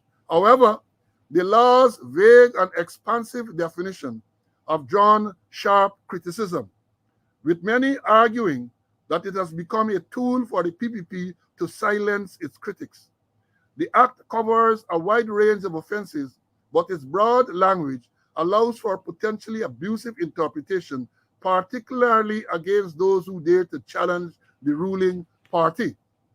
Karen Bruce's ordeal began when Leroy Smith, a journalist closely aligned with the PPP, accused him of being the creator behind the satirical character Mudwater. This character is well known for its fearless and often scathing critique of political and social issues in Guyana, particularly targeting the excesses and failures of the PPP government. Smith, who has consistently supported the PPP, claimed that Mudwater made false and defamatory statements about him, damaging his reputation. Despite the lack of concrete evidence linking Bruce to the Mudwater persona, he was charged under the Cybercrime Act for allegedly using a computer system to humiliate and harass Smith. Bruce has steadfastly denied these allegations, arguing that the charge are nothing more than a thinly veiled attempt by the PPP to silence him and send a warning to others who might speak out against the regime. Throughout the trial, Bruce highlighted numerous inconsistencies in the prosecution's case, pointing out the flimsy evidence and the obvious political motivation behind the charges. Nevertheless, Magistrate Sunil Scarce, whose loyalty to the PPP has been widely questioned, found Bruce guilty. Bruce was slapped with a Guyana $3 million fine, with a threat of 6 months in prison if he fails to pay the fine within a month, a sentence that many view as excessively harsh and politically motivated. The conviction of Karen Bruce is more than just a legal issue. It is a stark reminder of the lengths to which the PPP will go to maintain its grip on power. The ruling has sent shockwaves throughout civil society, with many condemning it as a clear case of judicial overreach and political persecution. The use of the Cybercrime Act in this manner has only reinforced fears that the law is being used not to protect citizens, but to crush dissent and silence opposition voices. Legal experts and human rights advocates have warned that this case sets a dangerous precedent. By using the Cybercrime Act to target critics, the PPP is sending a chilling message to anyone who dares to question their authority. The act, originally presented as a necessary measure to combat digital threats, has been exposed as a tool for political repression in the hands of the current administration. As Guyana faces increasing scrutiny over its democratic credentials, the international community is likely to take a keen interest in Bruce's case, particularly as he prepares to appeal the verdict. The appeal process will not only test the independence of the judiciary, but also expose the true extent of PPP's influence over the country's legal system. There are growing concerns that the appeal could be manipulated to ensure the conviction stands, further entrenching the regime's control over the judiciary. The conviction of Karen Bruce under the Cybercrime Act marks a dark chapter in Guyana's political history. It is a clear indication of the PPP's willingness to use any means necessary to silence its critics and consolidate its power. As the country continues to navigate the challenges of the digital age, the Bruce case serves as a stark reminder of the dangers of unchecked political power and the urgent need to defend democratic principles and free speech in Guyana. The outcome of Bruce's appeal will be closely watched, not just for its legal implication, but for what it reveals about the future of democracy in Guyana. The PPP's grip on power and the willingness to use the judiciary as a tool of repression threatens the very foundation of freedom, of free expression, and justice in this country. It's a long read, but I think it was worth it to read what this article, this is a letter, or this is an article, not a letter, in Village Voice of August the 18th, and it says by Mark Da Costa. Many things that I've said here, I agree with. Many things that has been said, I totally agree. But let me bring in Mr. Conway to obviously say, and then I'm going to come back on it. CC, you heard me reading that article. I'm sure you would have read it too. I know you're a man that read. What are your thoughts, my brother? Yeah, I read it. Well, let me just put things in proper context, This Cybercrime Act, a very draconian act. the Cybercrime Act, I think 16 of 2018, and is described as the Cybercrime Act number 2018. And David Granger signed it on the 13th of August 2018. And remember, Nanlal made a host of the noise in Parliament and elsewhere that when they go in government, they're going to repeal it. How it's draconian, blah, blah, blah, blah, blah, blah. But let me go a bit into this act, Very draconian. It has 19, let me see. It has 24 offenses. And let me just read a couple of them for you. 24 offenses. I have my act here, And when I want me volumes, I go and buy them. I don't do like other people, who obtain them otherwise. And I bought it at the Parliament building.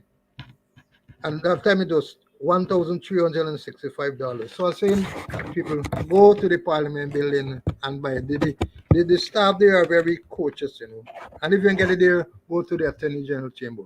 It has 24 offenses listed. And let me give you some of them.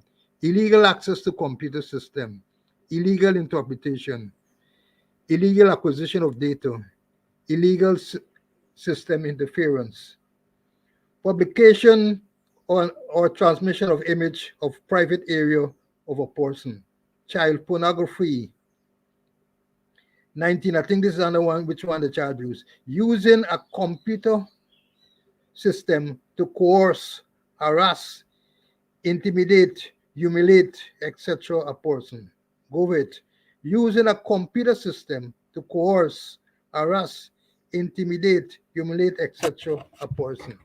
And they got some serious punishment, ranging from 1 year to 3 years to 5 years to 8 years and to 10 years. And also fines 1 year, 5 year, 6 years, fines 1 million, 5 million, 6 million, 10 million. So the thing is that the offense, if you're found guilty, according to this act, is that you could be fined and jailed. And the act is the act that dealing with Bruce, section 19, it says that there is a punishment for it. A person who commits an offense under this act is liable on summary conviction to a fine of $5 million and to imprisonment for 3 years. And on conviction of an indictment to a fine of $10 million and to imprisonment of 5 years. So on summary conviction, a fine of $5 million and to imprisonment of 3 years. So it carry a fine and jail sentence. I don't know what play out in court. I don't know if the magistrate has a discretionary mode, or if those fine and jail they are monetary. I just don't know. But according to this act, it's called jail and fine. I see the magistrate fine him was $6 million, and you gotta pay within a month. And if he ain't paid within a month, I think he's going to be jailed for a month. So I know the magistrate could reduce that fine at 3 years, or increase a 3 years fine to 6 years, and reduce the 3 year sentence to 1 month. I don't know, something and some right there in term, because the act saying that it's a jail, a fine, and jail. Let me repeat it.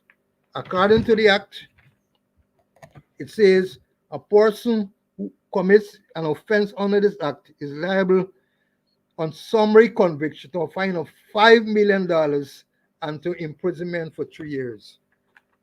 The magistrate gave a different term in terms of fine, and there was no jail sentence.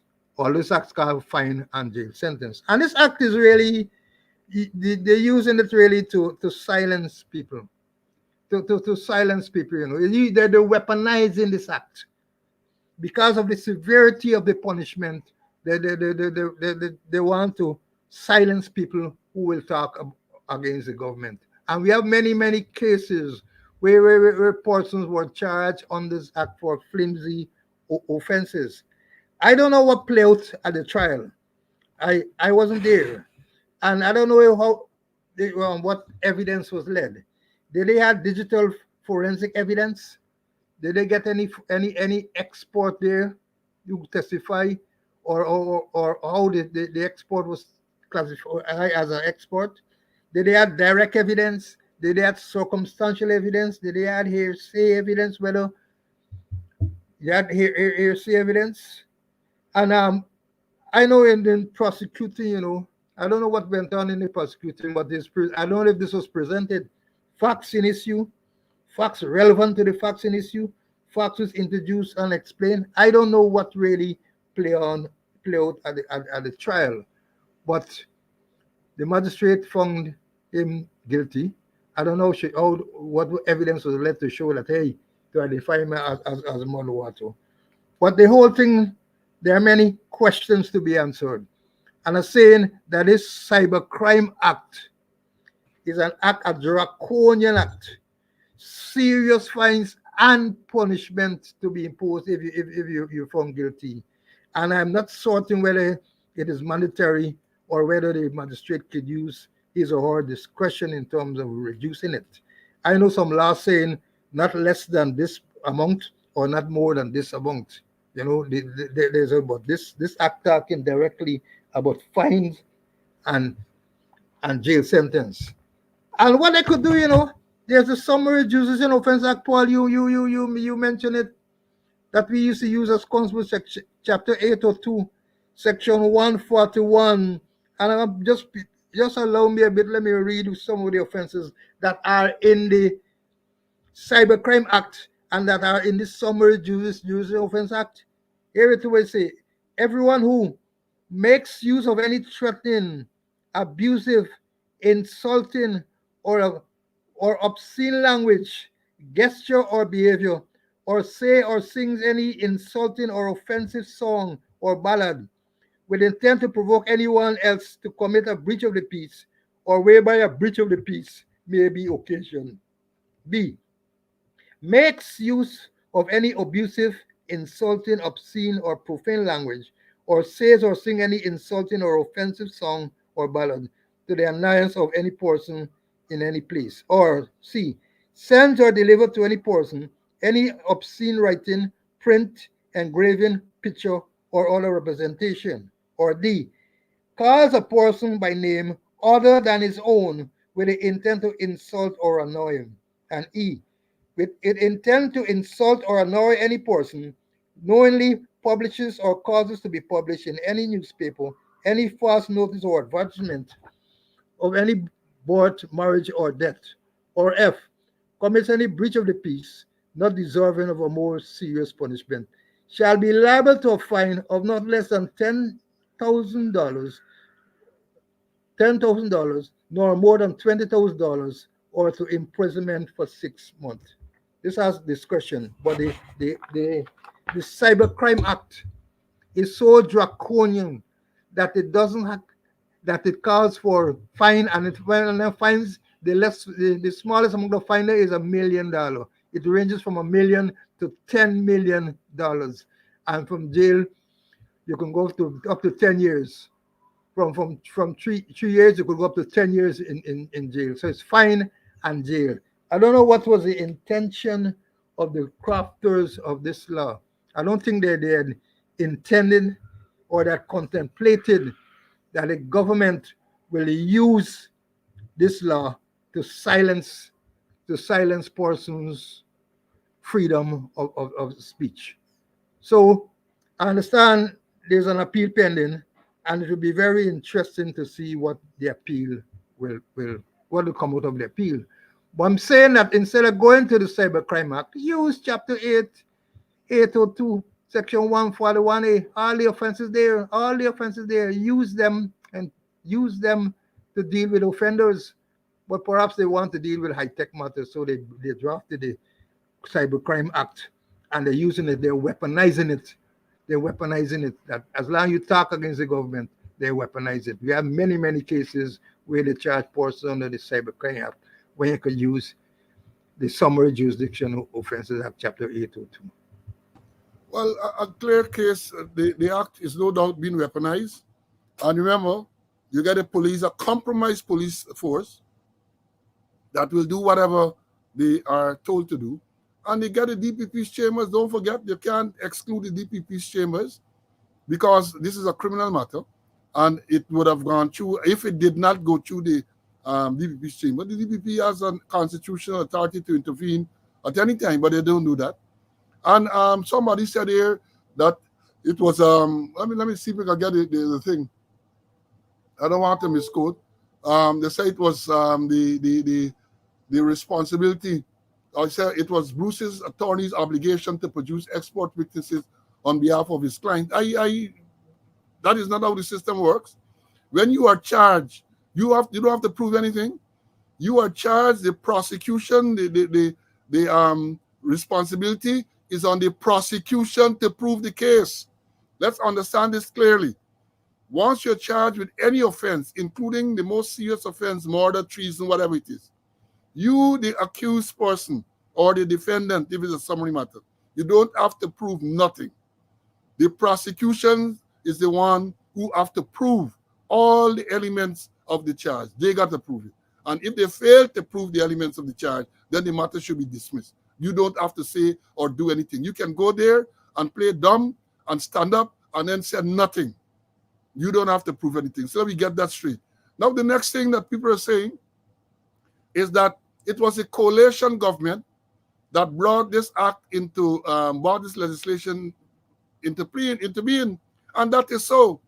It was a coalition and they were warned against it. And I think it's only one section relating to sedition that was removed. But you got to understand that they never, under the coalition government, this act was never used against anyone.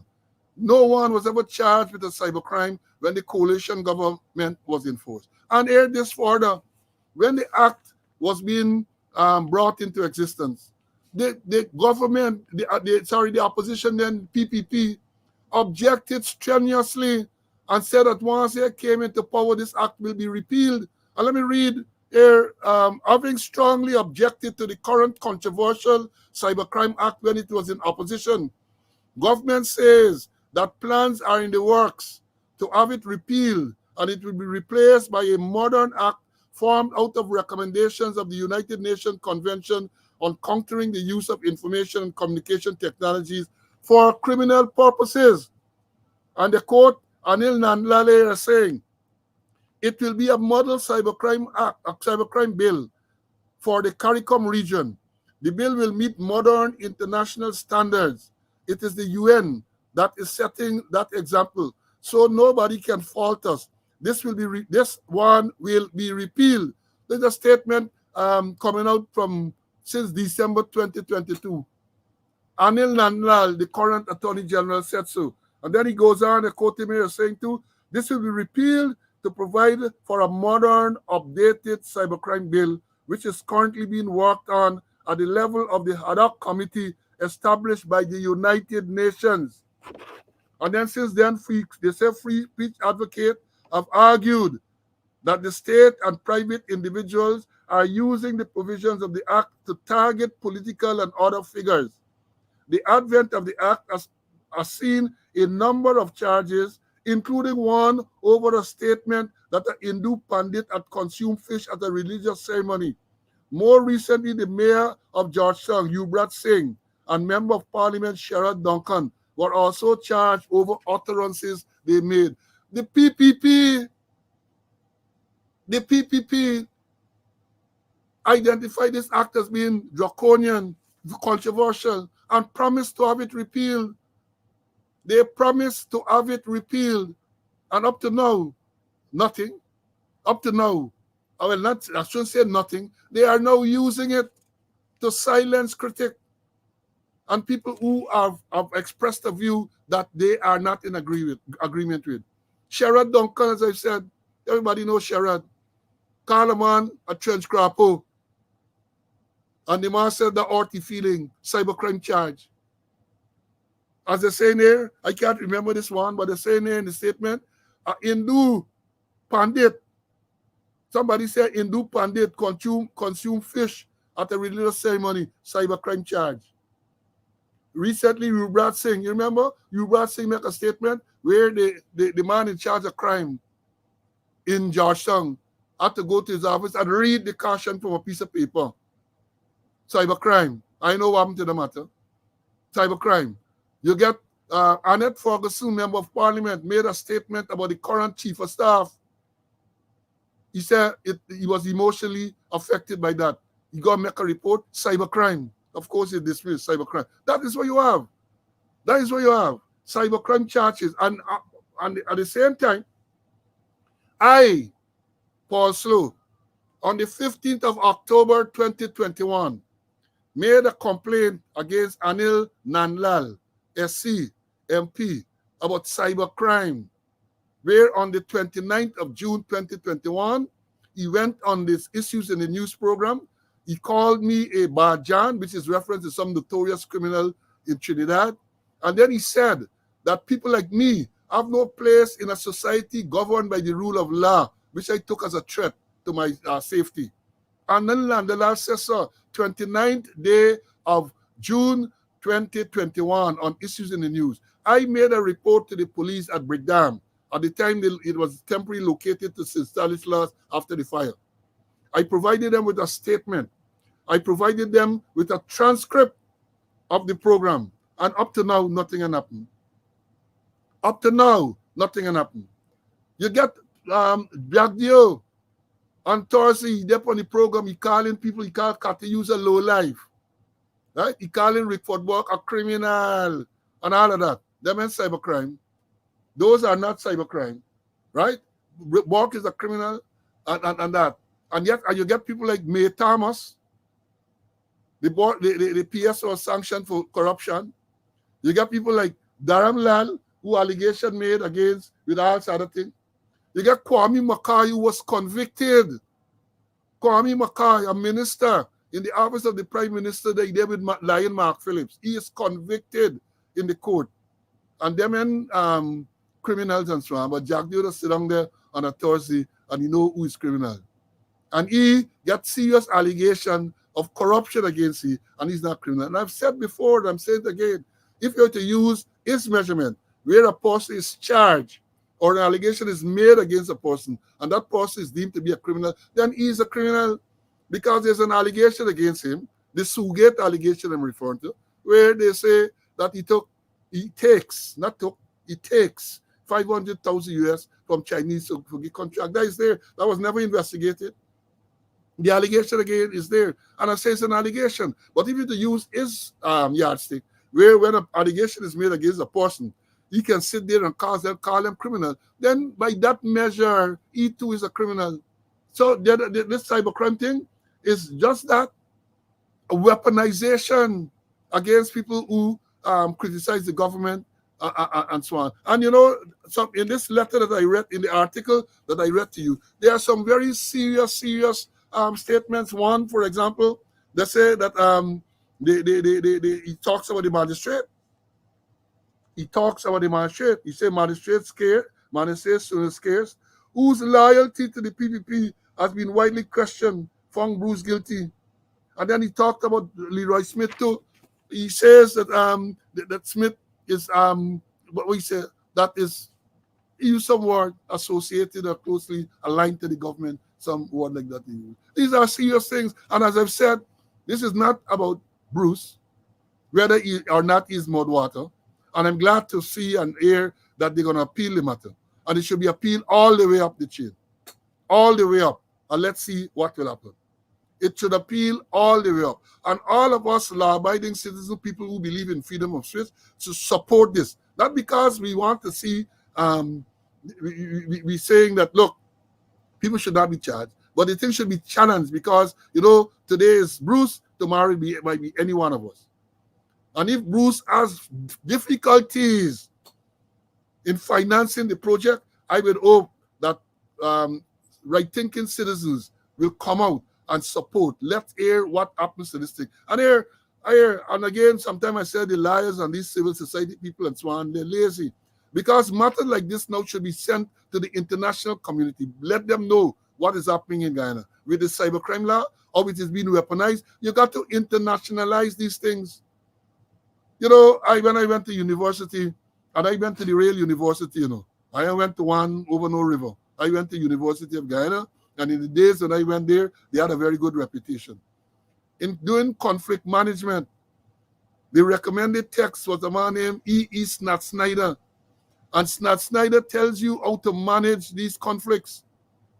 How when you broaden it or you raise it, it tells you how to manage these conflicts in issues like these. So I would hope that these people internationalize this issue, where this man is charged under the cybercrime, and that this $3 million for a forced offender in the thing is imposed. And they're jumping around. Oh God, they want writing and he thing in there, he's celebrated. Bruce is a convicted criminal. And all that. Yeah, he's celebrated. Kwame Mackay is a convicted criminal. But I said, boys of a feather, you ain't gonna write about that. You ain't gonna write about that. Because apparently he come from this German company, VW Volkswagen too. So you ain't gonna write about that. And that is the problem that you have. That is a big part of the problem you have. Let me bring back in Mr. Conway if you want to say anything more about this. Time catching up with you, we are ready. CC, anything more to say on this cybercrime issue? Yeah, and the police, they're breaching the Cybercrime Act. Remember, they went to the Ministry of Foreign Affairs and they seized a computer unlawfully. And here what the Cybercrime Act says: search and seizure, Section 28. A judge is satisfied of an ex parte application by a police officer of the rank of a superintendent or above that there are reasonable grounds for suspecting that an offense on this act has been or is about to be committed in any place, and B, evidence that such an offense has been or is about to be committed in that place, may issue a warrant authorizing a police officer with such assistance as may be necessary to enter the place to search and for the seizure of evidence, including any computer system, electronic data, storage medium, or electronic data. So here it is, that if you want to search under this Cybercrime Act, you have to go before a judge, and it gotta be from the rank of a superintendent upwards. But lo and behold, they rush because of Darmlal. They rush to Ministry of Foreign Affairs, arrest person, and seize computer, which they later give back. So this act is a critical act. And getting back to Bruce matter, I'm still wondering whether or not the magistrate had discretionary power in terms of imposing fines and punishment, because the act can't talk about the fine of how much $1 million and imprisonment, and the magistrate find that person contrary to what is stated in the act. We need to look at whether the magistrate has discretionary power to do so, or whether or not what is written there is mandatory. Yeah. Yes. Yeah. Thanks for that, my brother. Let me move on. We almost running out of time. I got some questions. People are asking me, but so I gotta ask y'all. I know I have bright students and so on.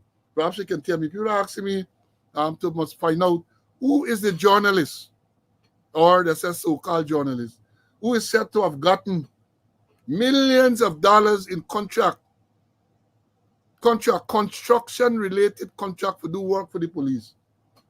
There are people saying that some journalists get millions in dollars in contract. So that is why he does try to big up the police and so on. and not anything to do with PR or journalism. Contract for the construction work. They even identify the place where some of these works have taken place. Yeah, that is what's going on. They talk about the same man driving around the place. Well, I say same man. Here I go again. The same person, I should say, driving around. Siren, flashing light, and the police are afraid to take action. Notwithstanding how the president come and say that unauthorized flashing light with ministers and certain people, they say this thing continues to drive around with siren and flashing light, and police frightened to stop you on the road. Say to stop it, to stop on the road. That is what is going on in the thing. So it's lawlessness. It's friends, family, and favorite. As I've said before, I see all of a sudden now they recognize that they got corruption. A few months ago, years ago, when people talk about corruption, Jack Dio and all them used to say, bring the evidence. So stupid, backward. Allegations are made and you want the person who's making the allegation to bring the evidence. When an allegation is made, you have to go and find the evidence. You have to do an investigation to find the evidence. Just like how allegation made that Jack Dio taking bribe in the Sugate allegation. You can't expect the people to bring the evidence. You have to investigate to see whether it is true or not, to clear his name or whatever. That is what you have to do. But no. In this mud water, and I'm using the mud water according to the character, in this backwater, I should have said, if you make an allegation, you have to carry the evidence. That is what I say. And then, they got the next matter that people are asking about. They want to know who is the person that was escorted out of a horse racing meeting last Sunday. Not yesterday, the Sunday before. They said that they had some horse racing activity West Coast Borbies. And people escort a man. They said the people look like foreigners, I should say. Escorted this man out of this horse racing. And people want to know where he there. They're asking me, say, me I know, they're asking me, how I gonna know? I wasn't there. But these are questions that are being asked. And in closing, I get some questions to ask too, right?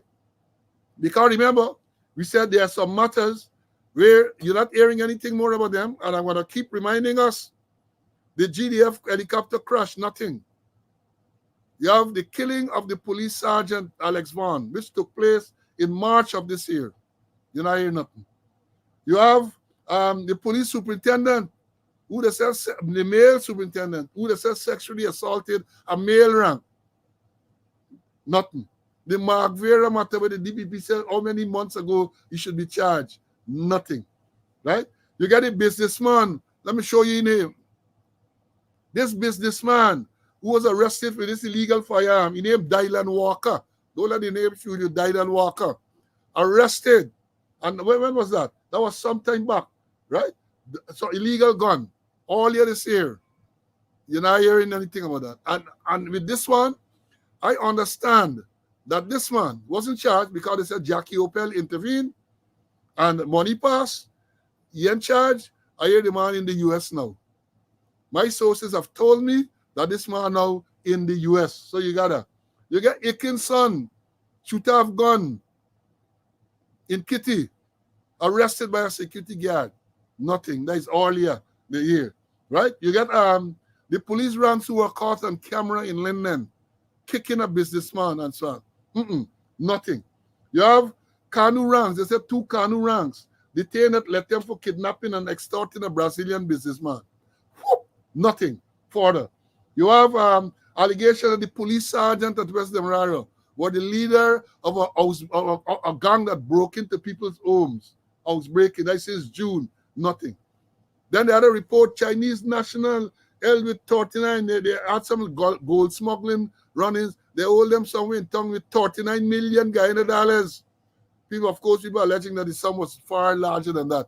We ain't hearing anything further about that, right? Then you had a matter I raised there some time ago, where a travel agency in Kitty had money and 6 guns, including semi-automatic rifles, stolen from them. We not hearing the rifles were recovered. We're not hearing anything further. Then I asked about the question about the money that was seized during the Dharam Lal's investigation. Because you know they say they paid 10 million. That was the allegation. And they claimed that during the investigation, a portion of that money was recovered from the girl's father. That is the allegation. And it was lodged in Essequibo. That is the allegation. And we are no harm to the money. Something in the tune vicinity of $5 million. We're not hearing anything. Then let me tell you, your father, there was an allegation of some policeman raping some child, some young girl at Parfaith Harmony. That been in the news. We don't hear anything more about that. Then they said, remember the ranks on the presidential guard? We hear at the rank for the presidential guard at stolen the man thief the first lady murdering. Wonder what happened to the matter? Wonder what happened to that matter where a man went into the first lady's bedroom. I think they said that is what was alleged and stole this ring. A policeman. We ain't hearing anything more about that. Then, of course, we had the story where the ranks from the special branch shoot up on the sergeant car in on East Bank. 88 bullets fired. They knocked the car, they knocked the man. 88 bullets. And then we say the file went to the DPP, and then we learned that the DPP said disciplinary charge, and we ain't hearing anything further on that too. We're not hearing what has happened in that matter, right? And you know, then we had who can forget the premature release of Bibi Sharma Gopal, the lady who was serving, I think, 25 years for killing her daughter. And then she was prematurely released from prison. And they said was some miscalculation. And Jack Dio, they said, well, Jack Dio made a statement to say, when a full investigation is held, the question of accountability will have to be addressed. Jack Dio, they make the statement following the release of this woman, Bibi Gopal. And then what happened to the Paper Shards murder? Paper Shard was killed on the 21st of March 2021. Diane Bascom of Sergeant of Police claimed that Caesar, the head of the major crime unit, took $30 million from Asruddin Mohammed to cover up the murder. That is what is there. I know they bring lawsuit and all this everything against Bascom. They even charged him with cybercrime because he alleged that Caesar and Chabinath Singh and them, he made statements about them and they brought cybercrime. Abuse of the Cybercrime Act. This is a man who was a whistleblower. And rather than the state, the government, the president come out to protect the whistleblower, they're persecuting him, charged criminally, trying to dismiss him from the force.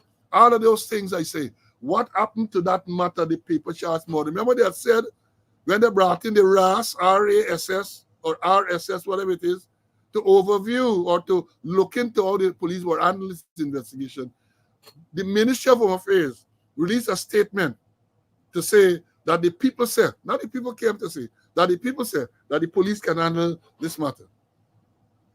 So up to now, we're not hearing anything further about that. But I'm going to keep reminding us of those and other matters. I'm going to keep reminding us of those matters. So, folks, you know, I'd like to leave. I'm gonna read this before I leave. Two things I'm gonna read. Remember, we're talking about this cybercrime, and I said the DPP government sign off. And remember what Bernard DeSantis, the late Bernard DeSantis SC, said about the DPP. He says here, one of the matters which have been suspected by members of the criminal bar for some time is that the acting director of public prosecutions, whose husband is a Muslim cleric, cannot divorce our religion from our professional duties. That's what Bernard DeSantis says, not me. And then GSK Lal said, what we have today is not a government, but a gang of gangsters.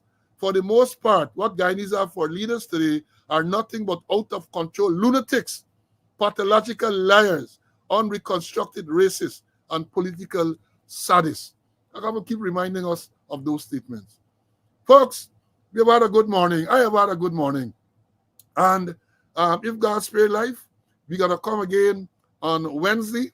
That's 2 days from now, right? We're going to come again on Wednesday. And some of the things that we have not discussed now, we're going to talk about it on Wednesday. So I urge you to take care, stay well.